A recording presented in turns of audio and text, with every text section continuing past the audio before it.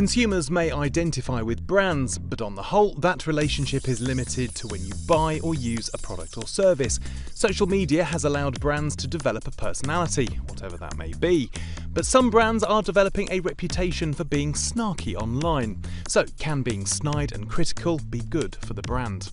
We've noticed a lot of attention in the media lately on brands who are injecting like overt personality or snark into their brand execution on social, and that's a hard line to walk. Wendy's is a great example of a brand that's built up a social personality over the last several years and had it lead to some interesting stuff for them, like the Nugs for Carter thing, where they found a consumer who was sort of up to go back and forth with the brand and develop a story.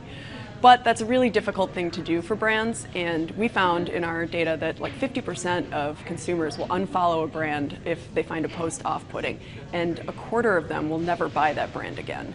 So making sure that you understand what your audience is looking for from you and walking that line of being fun and having a personality but not being offensive is a challenge for brands. Sprout Social surveyed over 1,000 consumers in the US and looked at nearly 300,000 business social profiles. They discovered something interesting.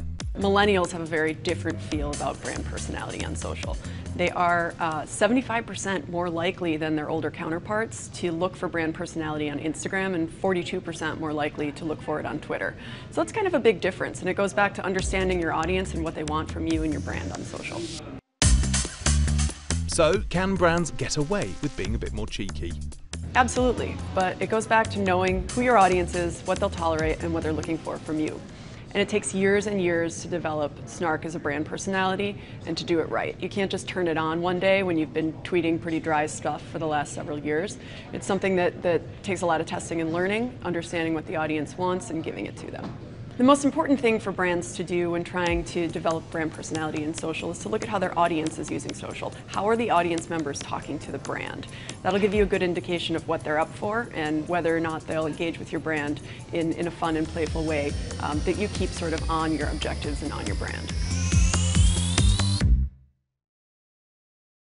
Still watching? Perfect. Click here to watch another great video from CNBC International. Oh, and don't forget to subscribe.